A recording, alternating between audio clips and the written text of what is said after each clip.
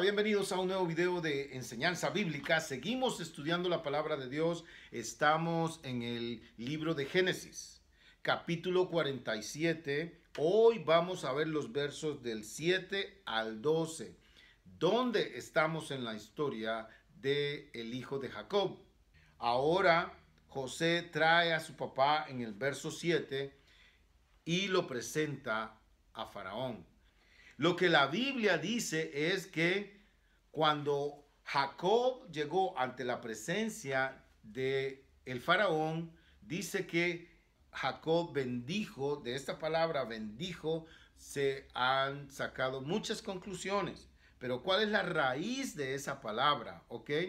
En esta forma, en este contexto, en este texto, y lo que significa es doblar la rodilla o arrodillarse.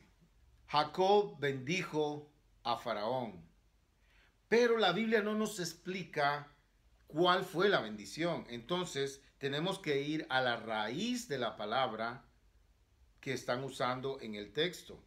Y lo que significa es eso, le rindió reverencia. El saludo normal hacia las personas en autoridad como Faraón era pues doblar su rodilla, saludarlo, y con eso Jacob lo estaba bendiciendo.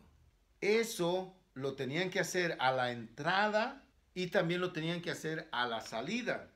Por eso vemos, verso 10, y Jacob bendijo a Faraón y salió de la presencia de Faraón. Vemos el verso 8. ¿Cuántos son los días de los años de tu vida? En otras palabras, ¿cuántos años tienes? La respuesta de Jacob encierra una gran enseñanza, porque debemos de aprender que en nuestra vida es una peregrinación. Todos, sea donde sea que estamos peregrinando, caminando, avanzando hacia los años de nuestra madurez, de nuestra vejez, y después terminar nuestra vida acá en la tierra. Es interesante cómo describe Jacob su vida, su caminar en la vida. Le dice Jacob que son 130 años, pero agrega, pocos y malos han sido los días de los años de mi vida. Pocos y malos. Es interesante, porque pocos se refiere a que no ha llegado hacia la edad de su padre ni a la edad de su abuelo. Recordemos que Abraham llegó a 175 años. Isaac, su padre, llegó a 180 años. A eso se refiere cuando él dice que han sido pocos. ¿A qué se refiere con que han sido malos? Bueno, recuerda la historia de la vida de Jacob, por todo lo que Jacob tuvo que atravesar. Si tú has seguido nuestro estudio, conoces y sabes por todo lo que atravesó Jacob. Además, también debemos ver que nuestra vida es una historia que es parte de una gran historia. La vida de Jacob, el caminar, el peregrinar de la vida de Jacob, es solamente una parte de una historia más grande que será convertida hacia la historia del pueblo de Dios, el pueblo de Israel. En tu vida, debes pensar que tu vida es una historia, pero también eres parte de una historia mucho más grande, mucho más poderosa. La historia que Dios está escribiendo de tu vida. Cómo estás usando tu vida. Todo lo que has pasado, todo lo que has sufrido, todo lo que has gozado, las bendiciones, la falta de bendiciones, los momentos de alegría, los momentos de tristeza, cualquiera que sean tus momentos, desde el momento que naciste hasta el momento que estás viviendo actualmente, es tu peregrinar en la vida, y es que Dios está escribiendo tu historia, aunque Él ya sabe la historia de cómo vas a terminar. Y esto es otro tema acerca de la soberanía de Dios. Verso 11, perdón. Así José hizo habitar a su padre y a sus hermanos y les dio posesión en la tierra de Egipto, en lo mejor de la tierra de Ramesés, como mandó Faraón. Detengámonos un poco ahí porque entonces algunos dirán, un momento, pero no era Gosén y ahora dicen Ramesés. Ramesés es Gosén. El asunto con la tierra esta de Ramesés es que es una designación posterior. En los tiempos de José se llamaba Gosén, pero con el tiempo pasó a ser Ramesés. Recuerda que el libro fue escrito por Moisés y Moisés existió muchos años después de lo que está sucediendo ahora. Entonces, a través del tiempo, la ciudad de Gosén, pues lógicamente fue creciendo, fueron edificando más cosas, cambió. Sucede lo mismo en nuestra tierra, en nuestra época. Hay ciudades que son un pueblito con un par de casitas y con el tiempo negocios van surgiendo, edificios van creciendo, la población va creciendo.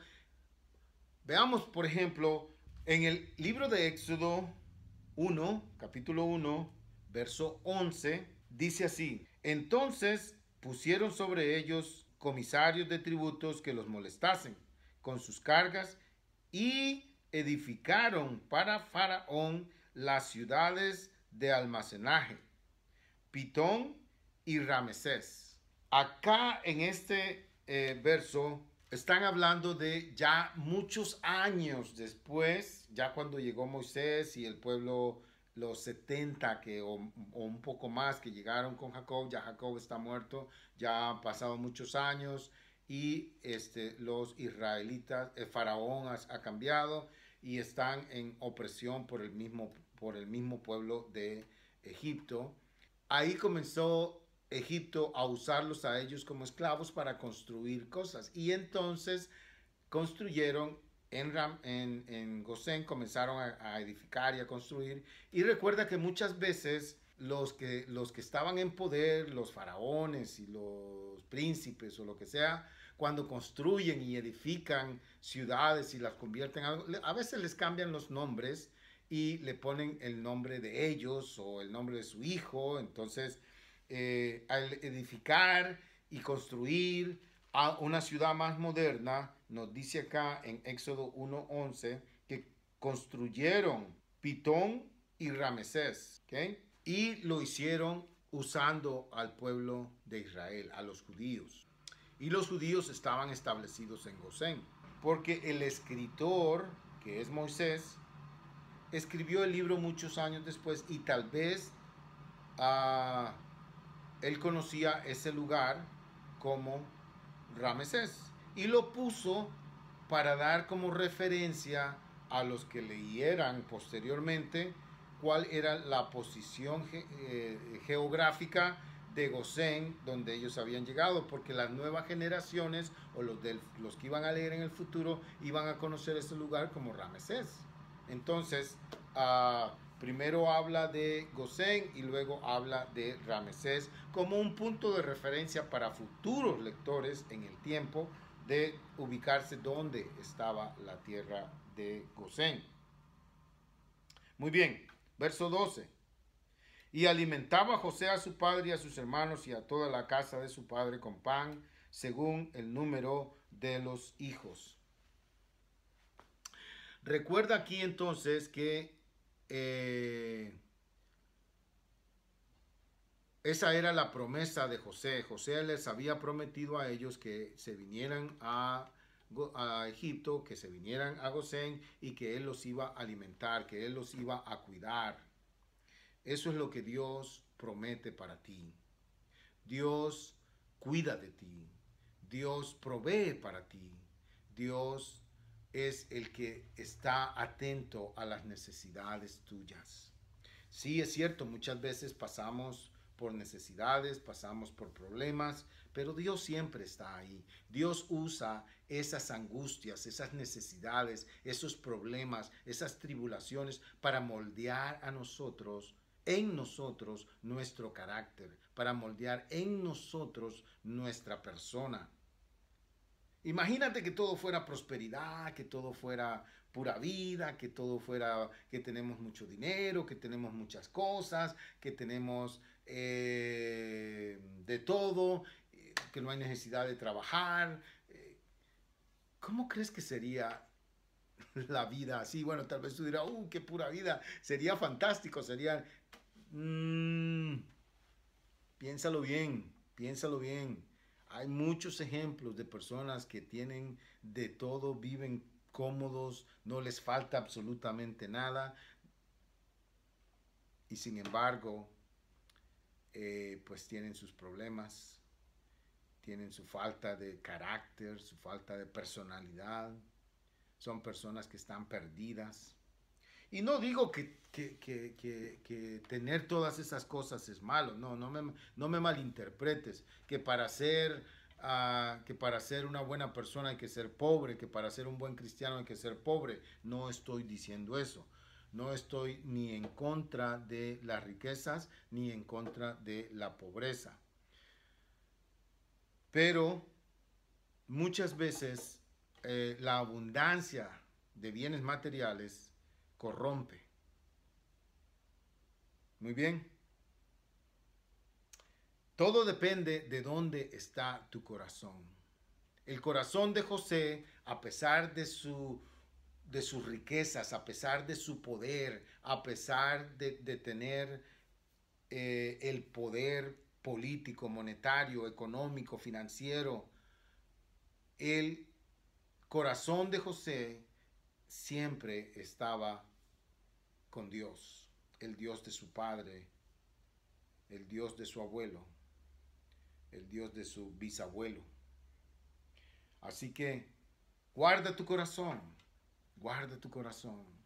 mantente humilde, mantente enfocado en las cosas que son de valor. Y cuando pases por tribulaciones, recuerda que Cristo Jesús pasó por muchas tribulaciones. Cuando pases por necesidades, recuerda que nuestro Señor Jesucristo pasó por muchas necesidades. Tal vez tú dirás, ¿qué necesidades pasó Jesús? Recuerda cuando fue llevado al desierto, tuvo necesidad de agua, de pan, pero sin embargo pasó la prueba. Tú también puedes lograr pasar la prueba. Tú tal vez dirás, bueno, pero es que Jesucristo es el Hijo de Dios y Él era Dios y Él... Bueno, Dios está contigo. Si tienes a nuestro Señor Jesucristo en tu vida, la palabra de Dios dice que somos uno en Cristo Jesús. Él te ha dado de su Espíritu en ti.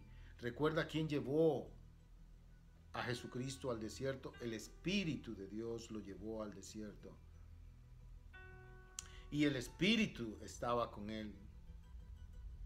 El Espíritu de Dios está contigo. Si tú estás en Cristo Jesús, tú tienes el poder para salir adelante. Tú tienes el poder para vencer. Tú tienes el poder para levantarte y salir adelante. En Cristo Jesús lo vas a lograr. Que Dios te bendiga a este lado del cielo. Y recuerda, lee la Biblia, medita la Biblia y practica la Biblia. La bendición de Dios Padre, Hijo y Espíritu Santo estén contigo siempre.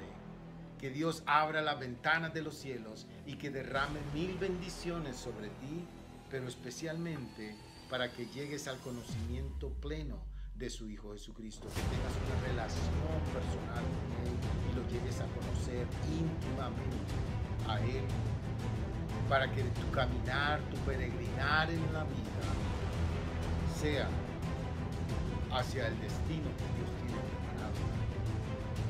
Porque de tal manera te ama Dios que envió a su Hijo Jesucristo a morir en la cruz para que tú creas en Él y por medio de Él tengas salvación y vida eterna y no mueras. Cristo te ama. Nos vemos. Gracias.